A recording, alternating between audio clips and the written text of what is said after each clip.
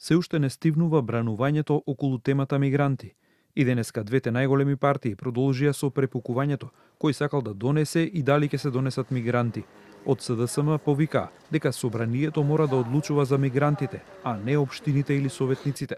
Го повикаа премиерот Мицковски да потпише резолуција со која граѓаните ќе бидат сигурни дека мигранти за пари во земјава нема да има. Зошто Мицковски бега од собранието?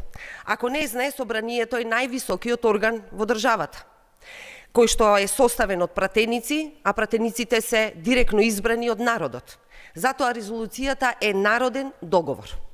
Со една одлука на целата територија на Македонија, прашањето може да биде затворено, но ВМРО-ДПМН гледаме дека одбива. На ова со пресконференција одговорија од владеачката ВМРО-ДПМН дека пред 4 години тогашната влада на Заев се нудила да прими мигранти во Македонија, зашто се подготвувал терен за камп во населбата Бардовци. Хистеријата, паниката и лажните вести кои ги создава СДС се рушат како кула од карти. За среќа на граѓаните, ВМРО-ДПМН и тогаш, и сега, и секогаш ќе води антиемигрантска политика.